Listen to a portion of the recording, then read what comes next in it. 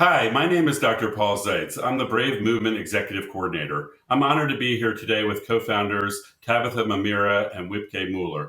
Tabitha is a mental health professional, an expert, and she is also a member of our SAGE, our Survivor Advocates Globally Empowered. Wibke Müller is a political scientist based in Germany, and she is the co-chair of our G7 Survivors Mobilization Task Force. Welcome, friends. Over to you, Tabitha. Can you share with us why you're so excited about the Brave movement? Yes, I started without telling anybody about my experience as a survivor until I ran into this 5-year-old girl who had been assaulted by a grandfather who was HIV positive. And because she lacked $5, she couldn't get the help she needed. And today, she faced a whole life of this. And they were my power. They gave me the courage to speak up as a survivor. The Brave movement gave us the platform as survivors to be part of changing this world. Prevention, healing, and justice are key to changing the world. It's easier to build strong children than repair adults, as Frederick Douglass said. So it's our calling today that we can change child sexual violence once and for all. Over to you, Wibke. Our movement is mobilizing around the world in Africa, Latin America, Asia, the Americas, and in Europe. Can you give us a sense of what's happening as Germany is leading the G7 this year? Thank you so much, Paul. It's my honor to speak today at this summit, and I'm so excited to be invited. Thank you. So I'm a survivor of childhood sexual violence in my family as well, and I'm also a member of the Survivors Council in Germany. That is an advisory board linked to the government to inform policy and practice, because it's very important that survivors' expertise informs all policy.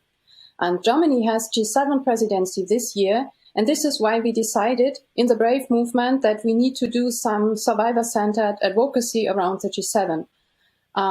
We established a G7 Survivors Task Force in the movement with survivors from G7 countries and allies, and beyond the G7 countries. And our goal is to gain the support of the G7 heads of state, because childhood sexual violence is a global issue that belongs on a global agenda.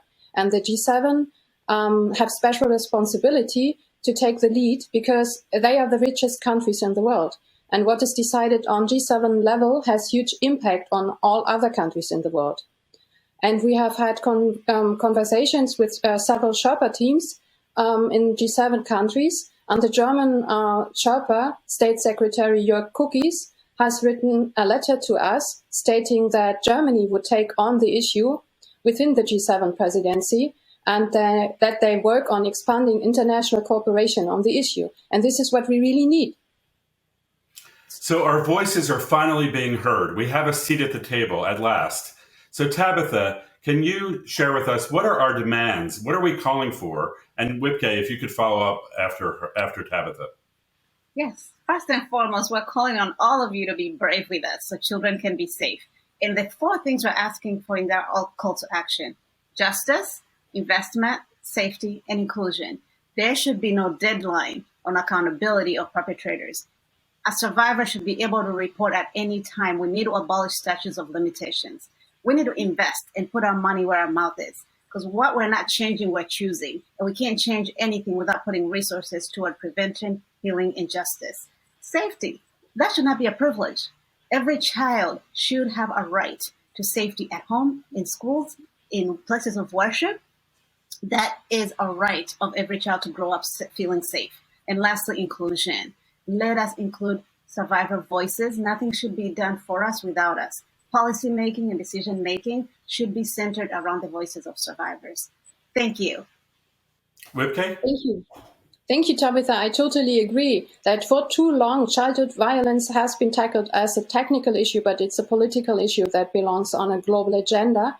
And we started a G7 petition that you can sign on change.org. It's our Be Brave petition, and already tens of thousands of people all across the world have signed this petition.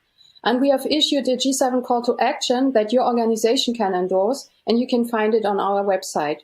And we demand that G7 countries invest billions to scale up prevention, healing, and justice programs in lower-income countries. And then we want the G7 to establish G7 survivors councils And we want G7 countries to develop and implement national action plans and strategies in G7 countries. Also, we have drafted G7 communique language that we already disseminated to Sherpas and to ministers. And the G7 summit in Bavaria will take place in only 2 weeks. And of course, we hope that decision makers will be brave with us and commit to bold and transformative action to end childhood sexual violence. We are gathering and inviting all survivors and allies to join us in this quest to end childhood sexual violence. Ready? Be brave. Be brave.